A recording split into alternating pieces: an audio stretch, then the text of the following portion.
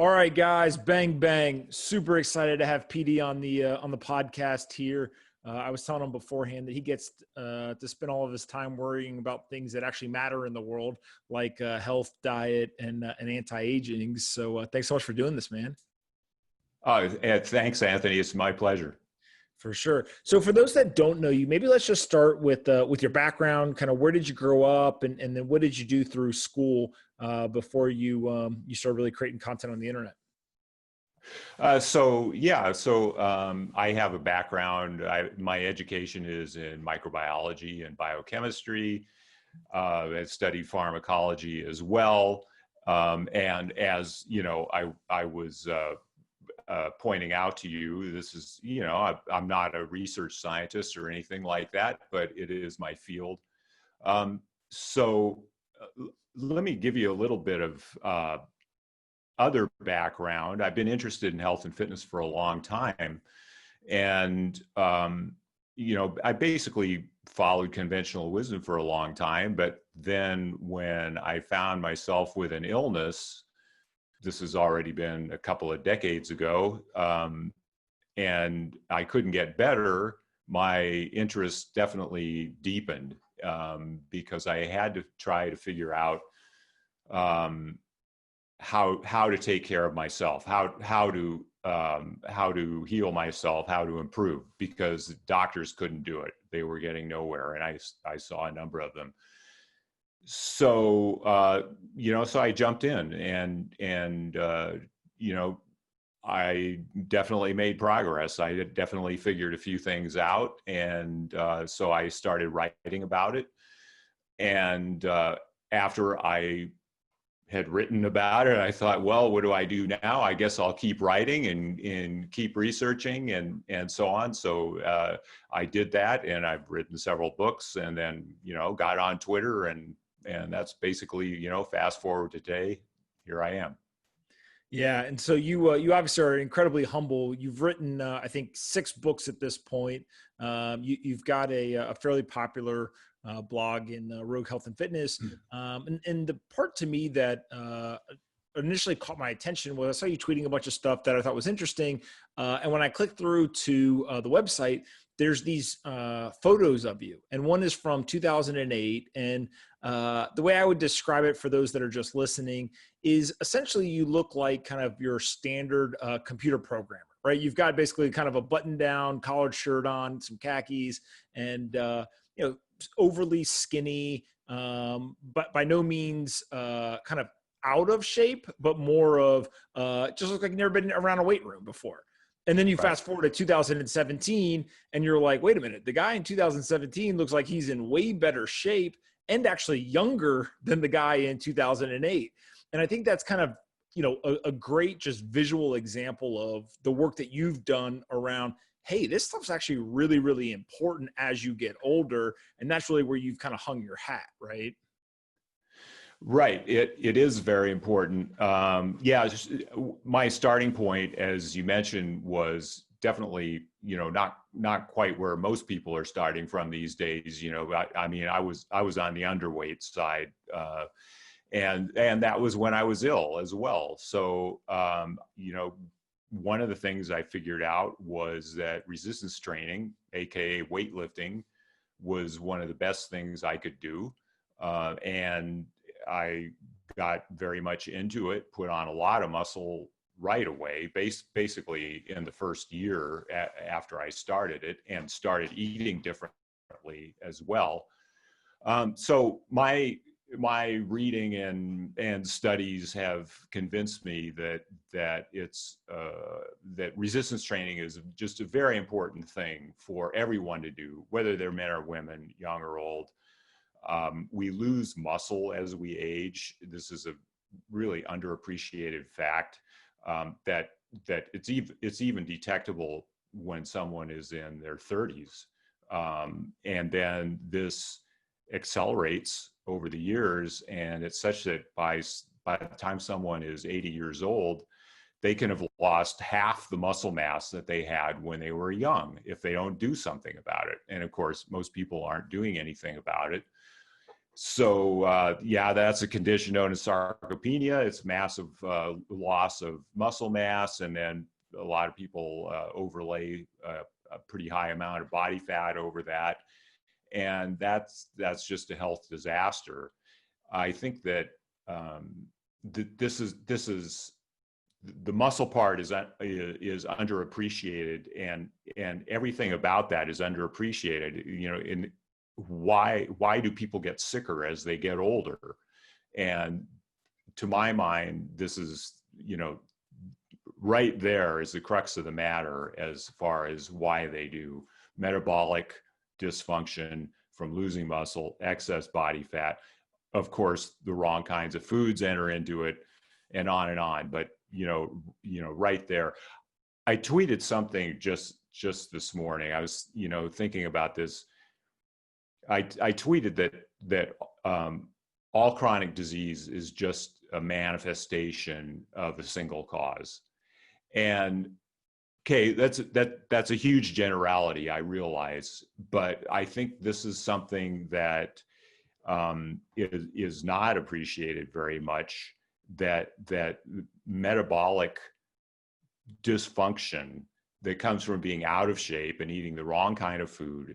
This is what underlies virtually everything that people go to the doctor for, or the chronic diseases that are seen in the developed world, as opposed to the acute things that are more common elsewhere.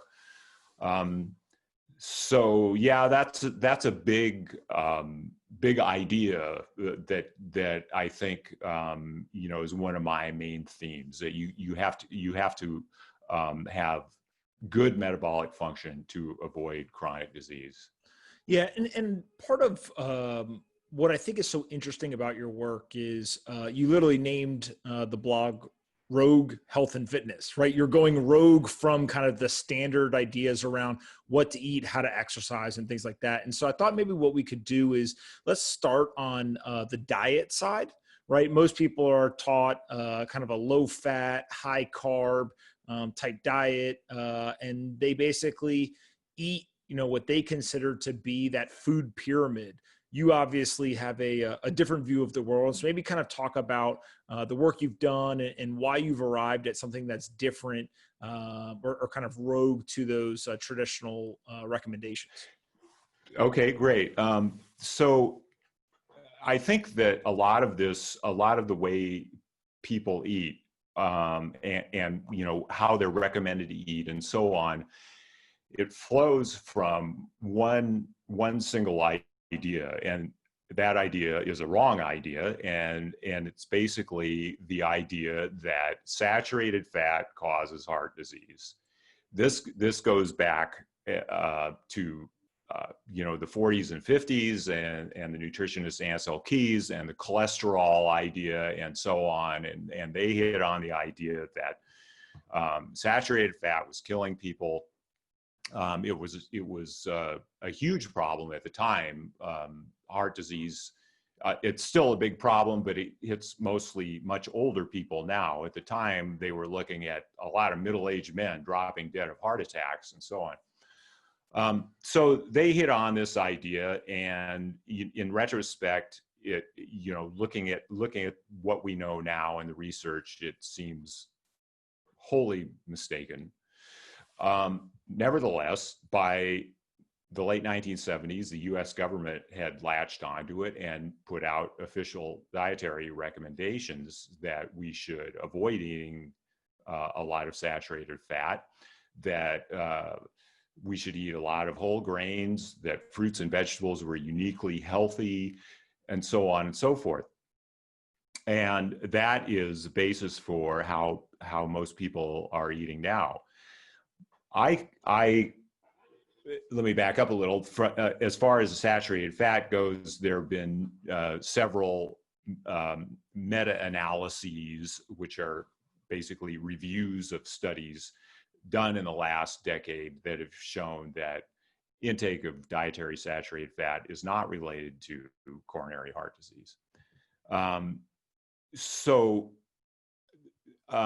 come from a perspective of thinking, why why does the Western world, the modern Western world, suffer from these diseases like heart disease and cancer and Alzheimer's, diabetes, and so on? And why have these all increased in recent years? And why do some other societies not have them, essentially?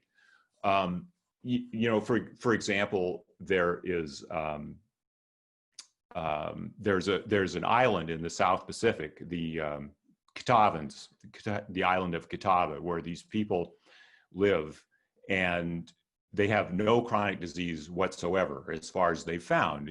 People have gone there and investigated them, and that despite the fact that 75% of the men smoke cigarettes. So, I mean, I'm not saying that cigarettes are benign by any means, but I'm just saying, I'm pointing out this fact. Why do these people have seemingly no chronic disease?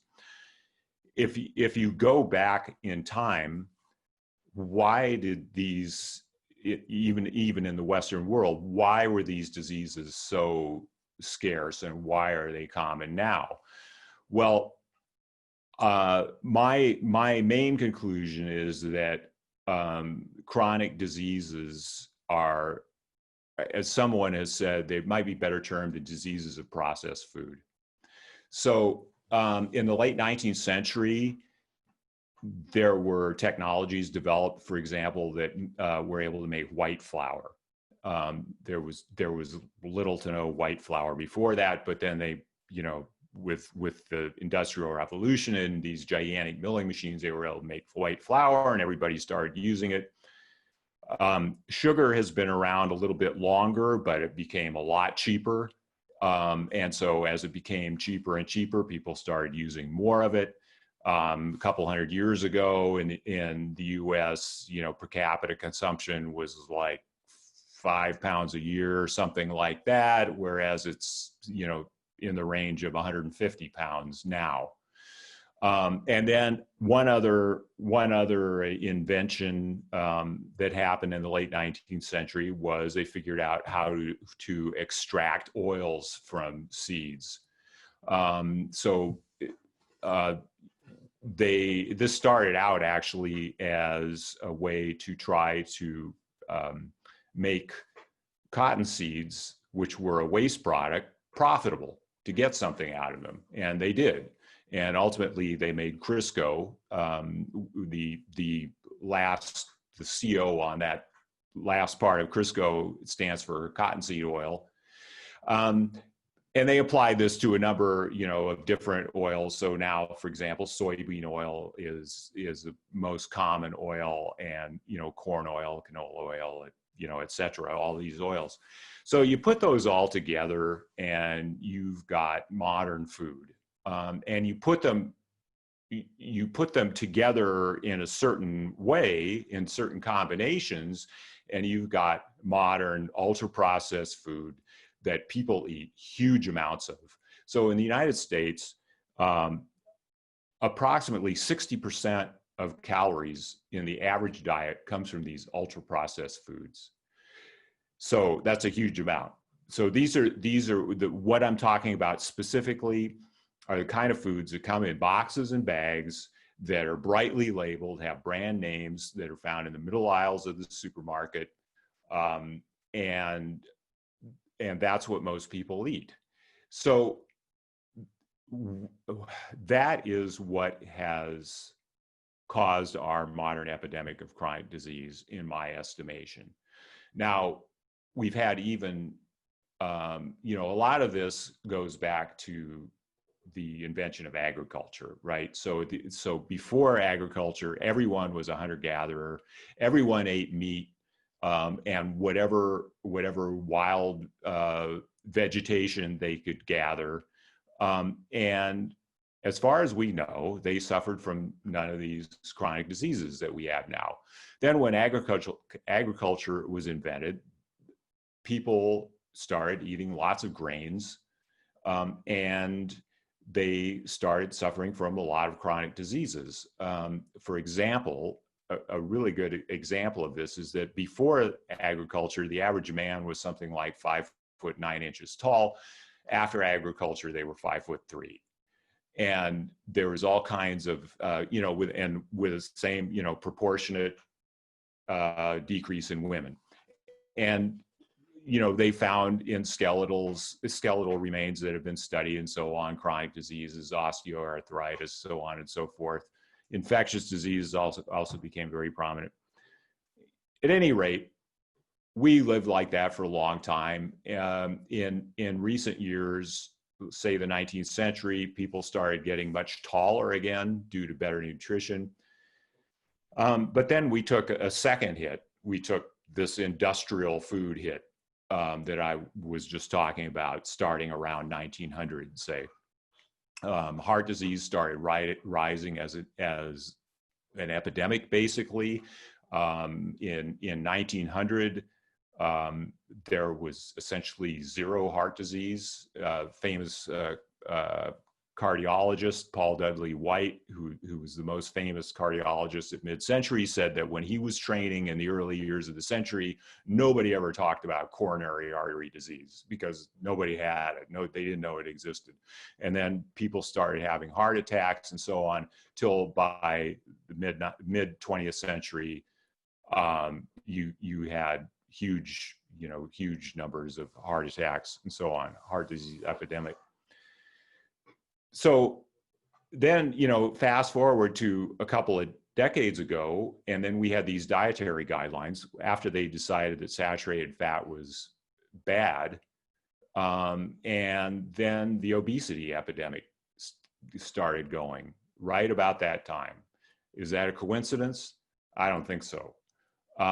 There are other factors, I believe, but the fact that people were told to eat less meat and animal products and to eat more carbohydrates, I believe very much contributed to it.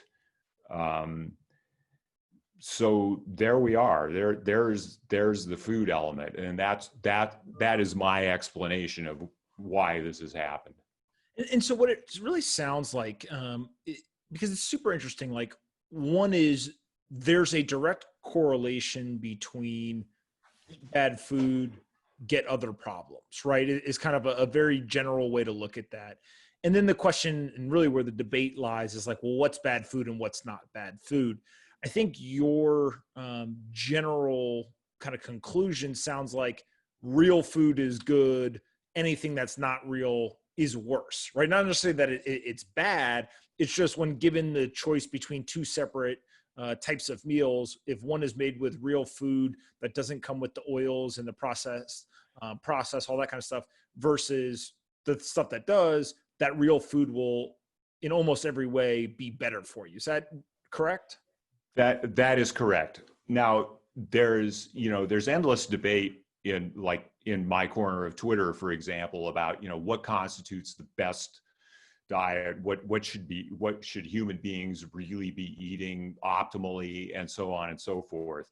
But I think, as you just put it, that is a very fundamental divide there. So, like, for example, you have the vegans. So now vegans, I mean, I don't have a lot of sympathy for veganism. Nevertheless, they will point out, well, a whole food, plant-based diet makes people healthier. And there's, a fair amount of evidence that, yeah, it does. And in my view, the reason for that is because they've stopped eating processed garbage. So when you talk about a whole food plant-based diet, it's not the plant-based, it's the whole food that makes the difference. So, you could also formulate different diets, but if you're talking about using these ultra-processed foods, these garbage foods, then those are going to be bad. So, like I say, there's a lot of debate about what constitutes the optimal or the best, and I have my own opinions on that. But yes, what you just mentioned, real whole food versus ultra processed food, is just a fundamental base there. Yeah, it's almost like, look, whether you want to go vegan, paleo, whatever else diet that everyone is, kind of debating, everyone pretty much agrees eating processed food is bad, right? And so if you can stop doing that as step one for most people listening to this, like, you're headed in the right direction, and then everything else is kind of optimizing from there. Right. And I think that, that a lot of the vegans, for example, who proselytize for their diet, for lack of a better word, they don't really quite understand that. They and even let's get back from the vegans. Let's even talk about mainstream health authorities, the kind of stuff that there'll be an article in the New York Times, so-and-so says this and this. They don't seem to realize the difference either. They don't seem to get, for the most part, that these ultra processed foods are causing the problem. For example, the oils that I mentioned, so I refer to them as seed oils. They're more commonly known as vegetable oils, but they're not made out of vegetables. They're made out of this mass industrial process from seeds. In any case, they're still widely recommended by health authorities that we should be using them, and so on and so forth. So a lot of that just goes, they just don't get it, unfortunately. Yeah. And what do you eat on a daily basis? So processed food is bad. Kind of, how do you come out on this in terms of what solution you found for yourself? And I should have caveated at the beginning.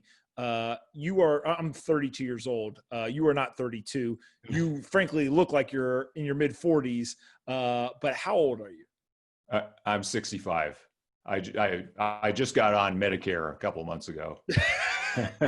You would be the poster boy for moving the Medicare age up, because you do not look like you're 65 years old. So what are you eating on a day-to-day basis? So I guess you could probably characterize it as low carb and very meat based. So I eat meat and eggs, basically a lot of them, and I eat non-starchy vegetables, and I drink coffee and tea and some red wine, and I think a little bit of dairy, so some no sugar yogurt, that is some cheese, that sort of thing. That about covers it for the most part, unless I'm cheating or something. Got it. And then I'm really interested, and we'll get to some of the anti-aging stuff in a little bit, but part of the diet is when you eat, right? And so the two things that is really interesting to me, and I cheated a little bit because I spent a lot of time looking at like David Sinclair's work around longevity and all of this. But one of the key pieces is caloric restriction, right? And so there's kind of two ways to do it. Either one, literally eat less, which can be very difficult for a lot of people, especially in today's society, or this idea of intermittent fasting, which has, frankly, appeared to explode in popularity. And I think that you do the intermittent fasting as well. I do. So intermittent fasting is just going, like you said, it's exploded in popularity. So I don't know how much of an explanation people need, but yes, it's just a practice of going without food for some length of time. And there are a number of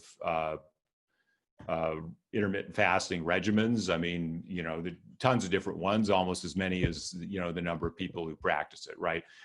So 16-8 is a very common one, and that's what I usually do. So that just means nothing to eat after the evening meal. Then sleep time counts as well, and then not having anything to eat in the morning until approximately 16 hours after the evening meal the night before. So you mentioned caloric restriction. So yeah, this is interesting. from an anti-aging point of view, because many decades ago, scientists working with lab animals found out that if you fed animals less, they lived longer and they had less disease and so on. And the idea that all diseases are inhibited means that aging itself is inhibited. So caloric restriction has turned out to be the most robust, most reproducible life extension intervention that scientists have found. So, like you say, caloric restriction is very difficult to do, and in my view, is not really necessary. So there are people who practice caloric restriction. There's a calorie restriction society that, with I think several thousand members who do this. They weigh their food very carefully every day and all this, and they're all very lean and so on. But there's an easier way, and intermittent fasting appears to be just as effective as caloric restriction for life extension, but without really actual caloric restriction. I mean, for example, myself and other people who practice intermittent fasting, we're of normal weight, right? We're not, super skinny or something like that. So, presumably I and those other people are eating, a normal amount of calories. So, what it appears to be is it's a hormetic stress. That gets into another topic, but it's a stress, much like exercise is a stress that results in the organism becoming healthier. So yes, intermittent fasting, I practice it. Many people do. It also appears to be pretty effective for weight loss from when combined with a decent diet, because people simply have difficulty eating as much during the time when they're eating, that they skipped before. So yes, intermittent fasting, I do it, and a lot of people do it. Very, very healthy practice. What is the target number of calories that, like, the caloric restriction community, what do they normally try to target? Is there some kind of either one set number or two, some math that they do? Well, as far as the people doing it, I honestly am not sure. But in the laboratory, when they've studied animals, they found that basically the more restriction, the longer they live. I mean, they've taken anywhere from 10 to 50% of fewer calories for these animals, and the more restriction, the longer they seem to live. Yeah, that's absolutely crazy. And then in terms of kind of the diet, right? So the takeaways really for me are eat less processed food. I think maybe Sinclair talked about this in one of his books too, is this idea of when you eat is almost more important than what you eat in some circumstances, right? So kind of this caloric restriction or intermittent fasting. But then you overlay exercise on it, right? And I think that most people, if I said to them, hey, you are tasked with losing 10 pounds, they would immediately, one, think of exercise, right? They wouldn't think of diet, which obviously is kind of a false way of thinking about it. But two is the type of exercise. They would say, well, I'm going to go run, right? And I'm going to go run as far as I can for as long as I can, and hope to God that I lose weight. Obviously, you have a very different view of the world. So maybe kind of help me understand why you, again, kind of go rogue from the traditional exercise advice. Right. Very interesting question. This is another topic where people have it just all the wrong way around. So if you told somebody they had to lose 10 pounds, and they think about exercise, so that's the common idea. I'm going to go burn it off. And there are a number of things wrong with that idea. First of all, the evidence is is very poor. So, as you can imagine, there have been a lot of studies of this sort of thing, where they take a group of people and want them to lose weight. So one group will exercise and one won't, and so on. And if it's not coupled with diet, it is almost completely ineffective. It just doesn't work, exercise alone. And there are reasons for that, good reasons for that.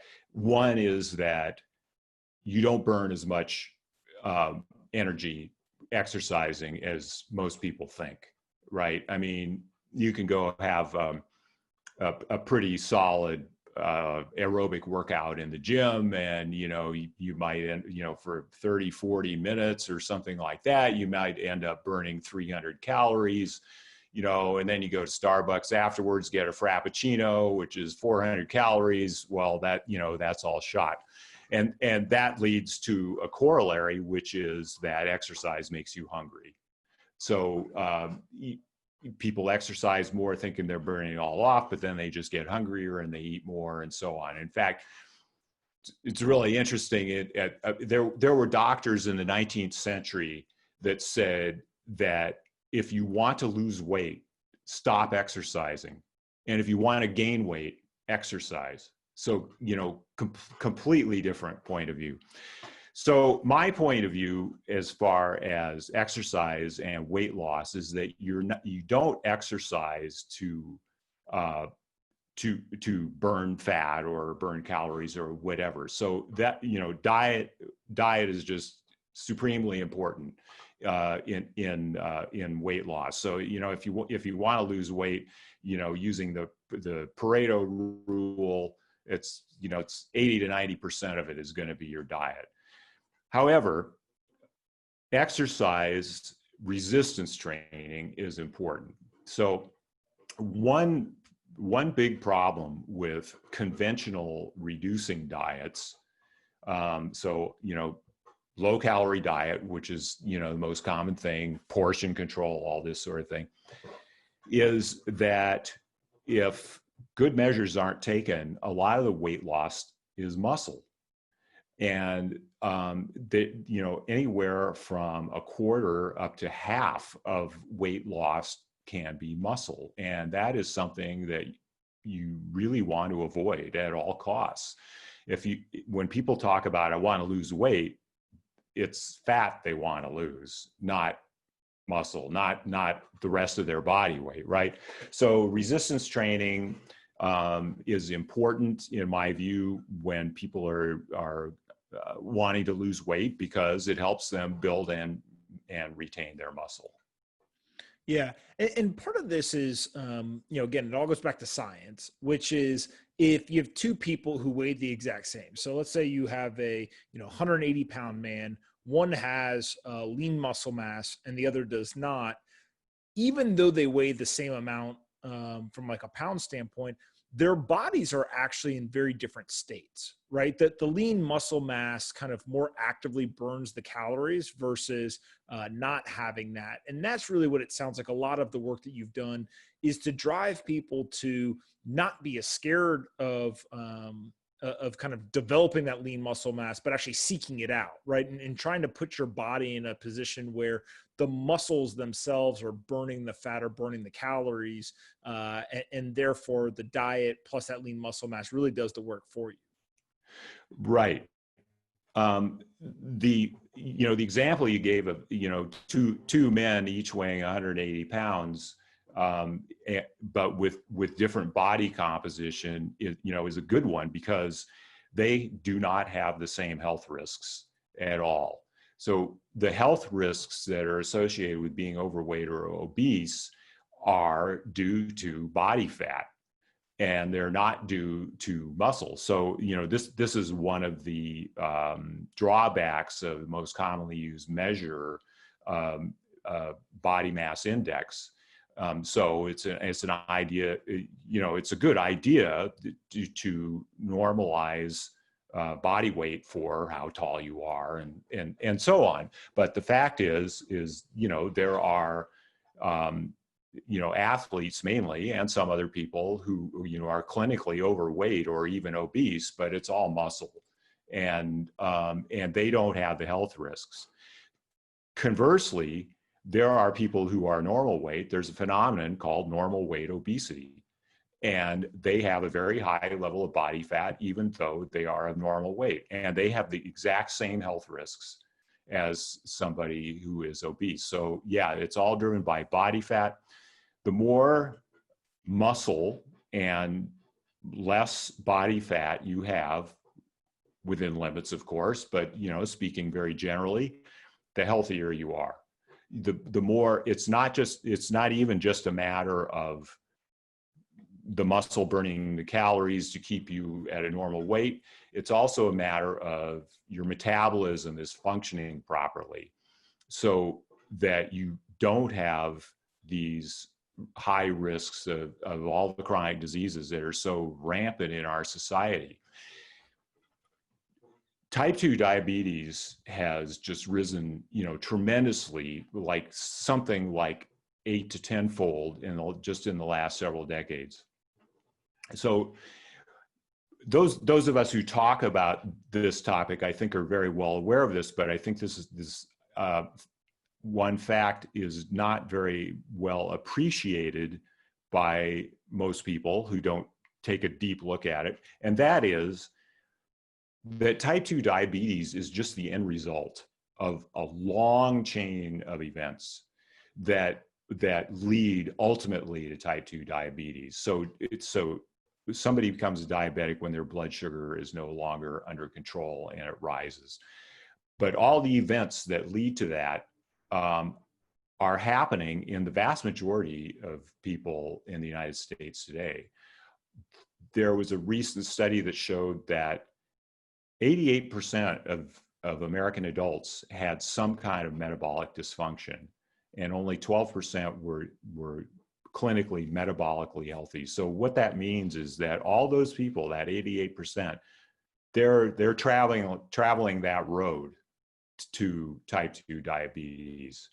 That's the road you want to stay off, and by having good body composition, which is a relatively high level of muscle, low level of body fat for both men and women, you stay off that road.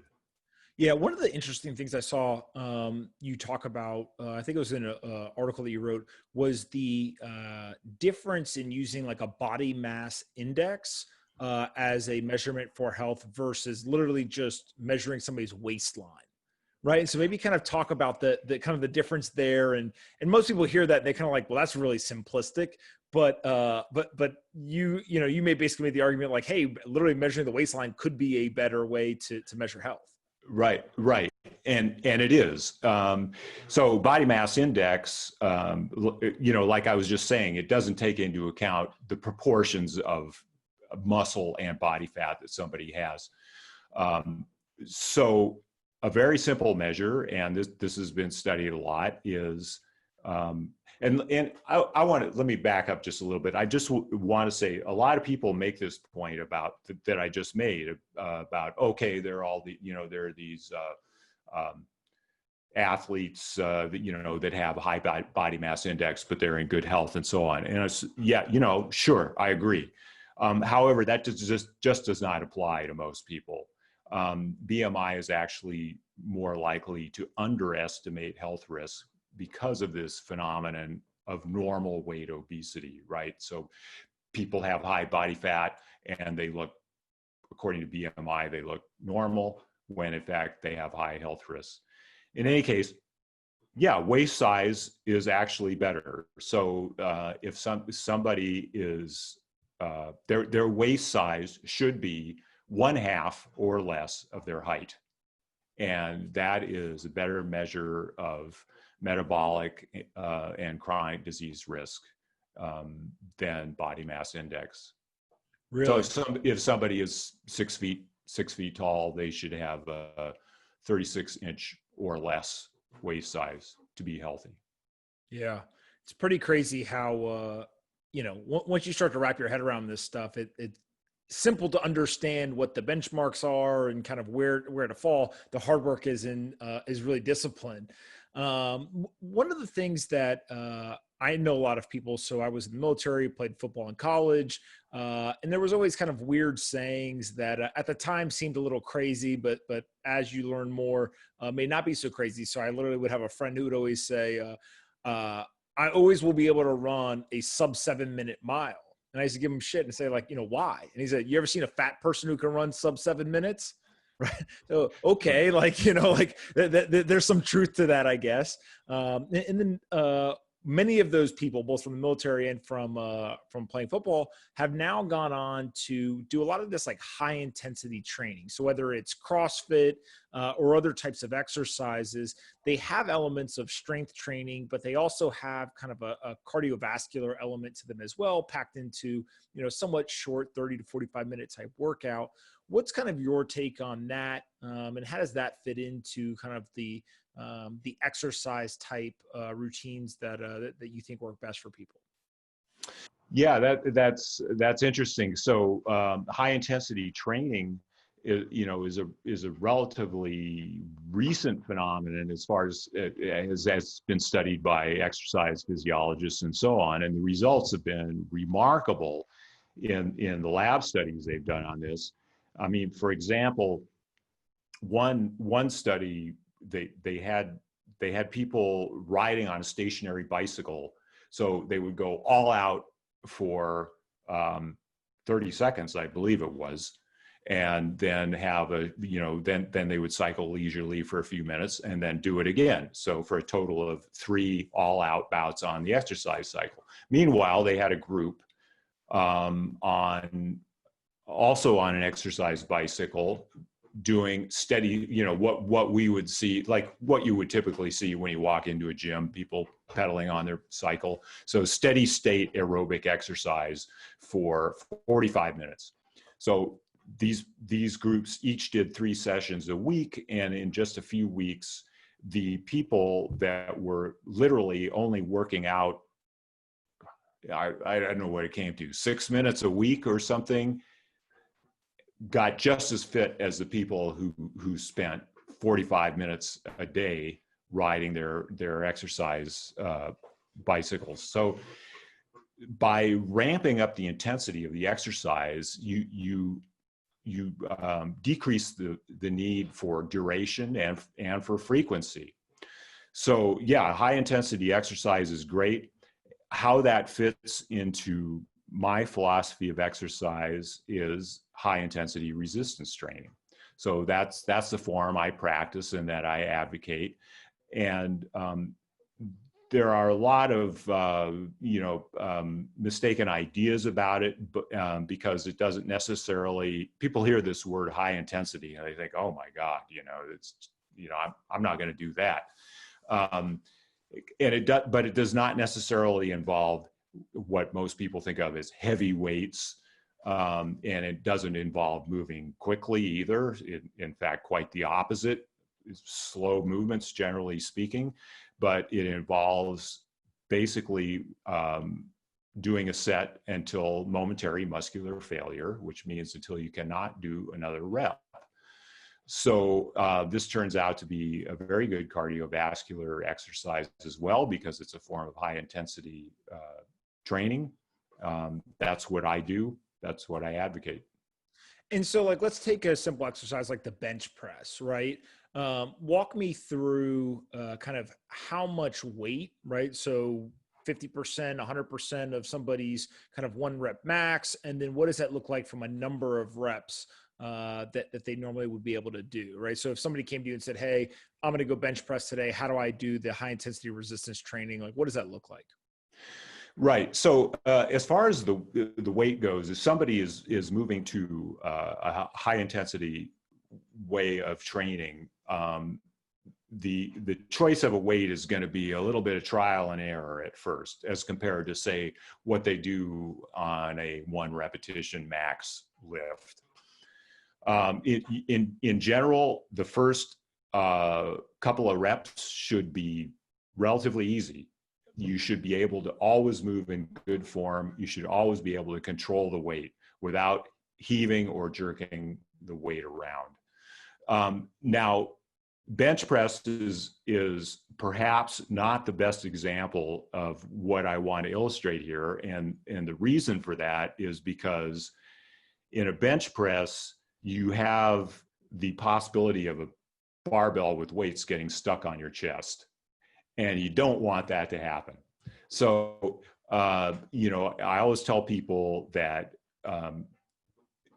being free of injury is the most important thing you can do as far as any form of exercise. That's just the most important aspect of it. So if somebody wanted to do a bench press to momentary muscular failure, they should either have a spotter or a chest press machine would probably be better for the average person. So they're going to move that weight in, slowly and in good form, and do it until they can no longer do another repetition. Now, in terms of reps, repetitions are not the goal. Repetitions are a way of keeping count. So the number of repetitions that anyone can do is going to vary between the person who's doing it, how much weight they choose, and so on. What you want to look at is time under tension and going to momentary muscular failure. So a fairly wide range of time under tension is totally effective for building muscle and for getting fit. So I usually tell people, 30 to 60 seconds, maybe a little more of time under tension is about where you want to be. Reps are a method of keeping count, not your goal, and always go to momentary muscular failure. For sure. One of the things, and it's been years since I looked at this, so you'll have to excuse me if I misspeak here. But there was a gentleman who I want to say was in Arizona. He was playing college football, and I think maybe even went to the NFL. I do not think it was Pat Tillman, but it could have been him. There was somebody. And basically what they were doing is they were training with somebody who the entire thought process was that time under tension didn't have to only be arrived at through repetition, right? So if I wanted to, for example, put my pectoral muscles through time under tension, I could do that simply by going down into a push-up position, kind of at the most tension point, and just holding it. And then I could hold it for 60 seconds, come out of it, and I would get the same, if not more benefit than the person who sat down and did, 10 or 15 reps at whatever the weight was. And I always thought that was interesting because to a lay person like me who has no scientific background other than what Google provides, it makes sense, right? But it was just very interesting because, again, that was a different view of the world, but seemed to arrive at the same conclusion. So just interested on your thoughts there, and if that has any validity or maybe it's been disproven at this point. No, it's absolutely correct. So what you're interested in is the muscle doing metabolic work. And so this actually leads to an interesting point. What is the purpose of lifting weights? So if you ask the average person, the average guy in the gym, what you're supposed to do in the weight room, he says, well, it's to pick up a weight and to move it in a certain way and move it, and move it back again. And I think that's an incorrect answer. The answer is you're supposed to load your muscles with tension and work your muscles with this tension until you get to momentary muscular failure in order to put the proper stress on your muscles that will make them stronger and make them grow. So as far as what you're talking about, this being stationary, certainly you can go down into a push-up position, and as long as you're not locked out at the top, but if you're just halfway there, you are certainly putting your muscles under tension. You stay there, you are exercising them, and you can provide the stimulus for your muscles to get stronger by doing that. Yeah, it's super interesting. And then I guess there's the diet and exercise component that we've talked about, but ultimately a lot of this feeds into the anti-aging kind of talk track or thought process. And to me, anti-aging has kind of two components, right? The average person simply wants to have a healthier life, right? So they think, hey, the average person dies around 77 years old, give or take. That's when I'm going to die, based on the data. I want to be as healthy and happy as I can be for my 77 years here on earth, and, see you guys later.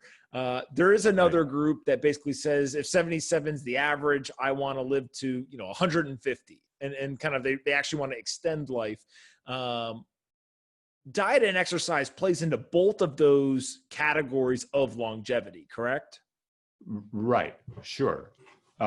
Yeah. So I'm sorry. Did you want to complete that, what you were saying, or? Yeah. Well, just like, how do you think about, let's take the first bucket first, right? So like, hey, I want to be healthier for the time I am allotted here. Diet and exercise feeding into that is basically what you focused on, right? Right. So yes, this is a very interesting question. So I think most people think about this in the wrong way. So the idea of anti-aging or life extension, most people, the really most common reaction is people think that means they're going to spend an extra decade in a nursing home. And that is absolutely not what we're talking about here. So there are a couple of concepts. Well, there's a concept that I think is helpful in thinking about that, and that is health span. So people talk about lifespan. You want to have a good health span too, right? The typical way that people live now, that somewhere in middle age they develop some health problems and they gradually go downhill for a long time, for decades, until finally they get to the end of the road. Ideally, you would want, we know we're all going to get to the end of the road someday, but ideally you want to be as healthy as possible while you're doing it, so that any diseases that come along, they only come along at the end of life. And that pattern is, in fact, what you see in a lot of very long-lived people. They're quite healthy until 100 or something like that, and then they come down with something, and then that's it. So the other thing is that this is related to the first point, is that anti-aging or life extension, it is necessarily about more years of healthy life, which even if it isn't a longer life, it necessarily means a healthy life. Most chronic diseases occur in older age, from middle age on up. And that indicates that they're all closely related to aging. So if you can postpone aging, you postpone all the diseases of aging. That's what it amounts to. It's not about more years in a nursing home. It's about extending years of healthy lifespan. And would it be fair to say that if you had to choose one or the other, health or diet versus exercise, for most people, the simplest thing that would have the biggest impact is actually the diet side rather than the exercise side? Or do you feel like it is, you have to have both? Well, if forced to choose, I would agree with that diet is the most important thing. And there are a couple of reasons. One is that the amount, a fairly small amount of exercise has large benefits.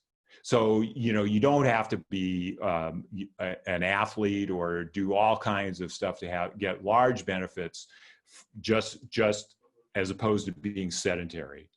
Of course, what I advocate is people do optimal exercise, and that's what I try to do with my resistance training and so on. But the fact is that you can get these large benefits from a small amount of exercise. On the other hand, there's an expression that people often use in my neck of the woods, is you can't outrun a bad diet. And so, there are cases of athletes who have become diabetic because they're eating the wrong diet, really high carbs. So, back in the day when I used to do a lot of running, I mean, all the running magazines are telling you, eat all these carbs all the time. And, I did that, and people have done that, and they have become diabetic despite a very high level of exercise. So for those reasons, yeah, I would come down on diet as being the most important thing for most people. I think it was Von Miller, a Denver Broncos and NFL player a couple of years ago. He sat out of practice, right? And the media, of course, hey, you're like the star player. Why are you sitting out of practice? And he very kind of embarrassingly went in front of the cameras, and he said something to the effect of, I had mozzarella sticks yesterday. And the quote he used was, that's like putting regular gas in a Ferrari, right? It just does. It's just going to screw it up. And so he was basically saying, look, I felt sick because I eat so healthy. I'm such this elite athlete. And then I ate some shitty food. And next thing you know, literally I missed practice the next day. And, look, that's not going to happen to everyone every single time, whatever. But it was just very, very kind of illuminating, I think, when I heard him say that. I said, look, the guy's super in tune with his body. And obviously it had an impact for an NFL player to miss a practice simply because of something he ate, the day before, the night before. Absolutely. I mean, those guys need to be careful with what they eat, and I think most of them are. I've read a lot about Tom Brady and his diet, and he's very, very careful about it. So it's very important, even at a high level of exercise. There are some exceptions, and maybe for short periods of time, like the swimmer whose name escapes me at the moment, the Olympic medalist who is supposedly eating 12,000 calories a day. And so, maybe he can get away with that for a short period of time. But, this phenomenon is real about not being able to outrun a bad diet. Yeah, it's pretty crazy. Before we go to wrap up, where can people find out more about you and your work? Where do you want to send them? Sure. So thanks. My website is called roguehealthandfitness.com, and I'm very active on Twitter. My handle is Mangan. That's my last name, Mangan150, and that's where they can find me. Awesome. I end each episode with the same two questions, and then you'll get to ask me a question to end the episode. But the first one is, what is the most important book you've ever read? That's a good question. I could say that a book that had a big impact on me was Thoreau by Walden by Thoreau, excuse me. I read that many times when I was young, and it impressed upon me the idea of living life, that life was to be lived. I love that. I thought I see in the background the Bitcoin Billionaires book. I thought you were going to throw that out there. Well, that's current reading for sure. Yeah, Ben Mesrick, the author, has been on the podcast, and he did a fantastic job with that one. But the book Walden, what exactly is it? A fiction book? Is it a nonfiction? It is nonfiction. It was written in 1843, I believe, and Henry David Thoreau is the author, and he went out to live in a cabin on a lake in Walden Pond in Massachusetts. And he just wrote about spending a year there. And it's very philosophical. And there are a number of quotes from the book that you probably find familiar, like the mass of men lead lives of quiet desperation. There's another one about marching to a different drummer. So these come from that book. It's about living life as you see fit, about another quote, coming to the, you don't want to come to the end of your life and find out that you have not really lived. That is a very, very true statement for sure. We spent a lot of time talking about humans, and the last question I ask is a more fun one about aliens. Believer or non-believer? Non-believer. Wow. Okay. Why a non-believer? Because the evidence shows the evidence points to the idea that human beings may be unique in the universe as far as intelligent life goes. So there may very well, and probably is, some form of life elsewhere, but as far as intelligent life, I would ask the question that Enrico Fermi asked: where are they? I mean, Fair question. There are billions of galaxies and vast space, and it's all been in existence for billions of years. Why haven't we heard from anybody? Why isn't there any sign of anything? I think that is the most compelling anti-alien argument that there is. I've had, hundreds of people at this point I've asked this question to on the podcast, and I'd say 95% of people believe, and they basically sum it up to like, it would be ignorant for us to not believe, and the world is so vast, and they kind of all that.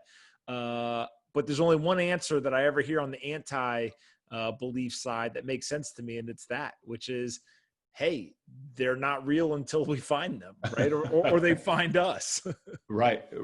They're just, you couple that with some theoretical thinking about the odds of intelligent life evolving and so on, and the fact that we don't have any evidence for that, and there ought to be abundant evidence, one would think. So at the moment, I'm in the negative camp. I love it. I love it. What's the one question you have for me to wrap this up? I am curious about your work day. You seem to be incredibly hardworking. You put out your letter 5 days a week. You do regular podcasts. I think maybe five a week or so. How the hell do you do it? Yeah, I have this a weird framework. Somebody asked me this recently, so I have an advantage in that I took some time to think about it. And what I told them was I've really compartmentalized my day, and there's a certain rhythm to it, and I know myself well enough. I take the letter I write every morning. The day that I stop writing that, it's over. Like the streak's broken, I'll be done, right? And so I just know every day I got to write something, and no matter what happens, I got to write it. And then I'll worry about tomorrow if tomorrow's going to be the day I stop, right? And then on the video and the podcast stuff, like I get to learn from people who have spent, like, take yourself, for example, you spend a bunch of time thinking about things that I don't spend a lot of time thinking about. I probably should spend more time. And so you helped me just kind of cheat a little bit in that you downloaded all your information to me, right? And it just so happens that we recorded it, and a bunch of other people are going to listen. So I think that it's all really around learning, and I generally enjoy doing that.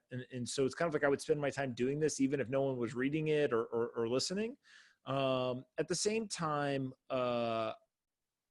who is it? Jocko Willink, I think, has a thing of like discipline equals freedom, right? And it's this idea of just, I know every day, here's how my day is split up. I know exactly how to kind of allocate that time. People who are close to me will tell you I will get a little annoyed if I feel like it's off, right? So if all of a sudden I realize, hey, I don't have the letter written by a certain time, I know I'm behind. And then it's like, I better speed this up before everything else gets set off. And so when you kind of get in a rhythm and have some sort of process and have some discipline around it, it's comes second nature, right? So like I literally don't even know what I would do in the morning if I didn't write the letter, right? Because I've just been doing it for so long that it's just like, well, duh, of course I do that. But at the same time, I have had friends who, I've got one who actually works with a gentleman who writes a very popular email every day, and he's got 5 people working on it. And I asked him all the time, I said, what the hell do you guys all do? Right? Like literally, if I had 5 people, I don't even know what I would have them do. They would all sit there and watch me write pretty much, right? Like that would be kind of weird. So I do think that it's like anything, right? If you enjoy doing it, it's not even work. It's just like, I'm excited to, have the conversations or to write the stuff. And every once in a while I get reminded like that's not normal. But there's things that you do every single day that I'm like, wow, that's not normal, but to you is second nature and something you enjoy. Right. That's great. Your explanation is great. I really admire what you do, and we are, in a sense, you and I are in a sense in the same space in that we're both online. This is all, relatively new. I mean, up until a year ago, I was working my day job, as well as doing all this other stuff. Now I'm doing this exclusively. So I really like to see how somebody like yourself goes about it. It's similar to what I do, although you sound like more disciplined than I am. And yeah. Yeah. Well, what I would say too is I think the tools have changed, right? So if you just take literally everything from emails to podcasts, all this kind of stuff, like there was a day and age. One of the things that really surprised me, but was very kind of cool to hear was Joe Rogan recently had Tom Green, the Canadian comedian, who was, a bunch of movies and stuff back in the day, come on his podcast. And the reason why he did that was that Tom Green used to have a show, like literally like a TV station, basically out of his house. And Joe Rogan went on as a guest in like 2007. And there was a clip that went viral recently from that day that they recorded. And Joe Rogan's like a little kid in a candy store. He's like looking around and he's like, oh my God, dude, this is awesome. Like, oh my God, you turned your house into, a video set. And light bulb goes off. Yeah. And you got a server and like, right. and you could just see the wheels were spinning. And so he credits Tom Green and 2 or 3 other people with really pushing him down the path of creating what eventually became the podcast he runs. And so when Tom Green came back recently, they had this whole conversation where he was literally buying servers and putting them in his house. And every 6 months, it seemed like there was new technology and his was outdated and he had to have a whole staff. And he basically was running a television production studio, right? And then YouTube was born. And now you and I can record a video and put it on YouTube, right? And like we're spoiled compared to just 15 years ago what somebody would have to do. And so I do think that like the technology kind of advancement, that evolution cycle has put us at a time and place in the world where like we can do this pretty effortlessly in terms of like we can just focus on the content and we don't have to worry about a lot of the infrastructure because there's so many solutions, everything from Amazon as a marketplace to Shopify to, email providers, all kinds of stuff. Absolutely. I feel incredibly fortunate to, to be able to take advantage of it. I mean, there was, I think I was 43 the first time I went on the internet. I mean, it wasn't around, so, now I get a laptop and I go online and there you go. It doesn't require a lot else. It's fantastic. I love that. I could not imagine having never been, right? So I'm 32, have never been on the internet and then go another 10 years. And that's the first time you get on the internet. Like the idea that I can use this thing to get access to information, to people, to all these different things had to be just a wild experience. Yeah, it was very wild for me. I mean, I remember going on and thinking, wow, like there's a webcam in the Antarctic. Oh my God, that is incredible. And I can see what's going on there right now, little did I know what was to come, but, before that, to get information, you had to go to a library which I did, of course. But now, I mean, the world is out there at your fingertips. And as far as the business aspect of it goes, I mean, yeah, it's great. I mean, I think you mentioned Joe Rogan. I mean, what he's done is just astounding to me. And you're perhaps on your way to Rogandom there, with what you're doing. I think that's great. And so I'm always interested in seeing it, really admire what you're doing.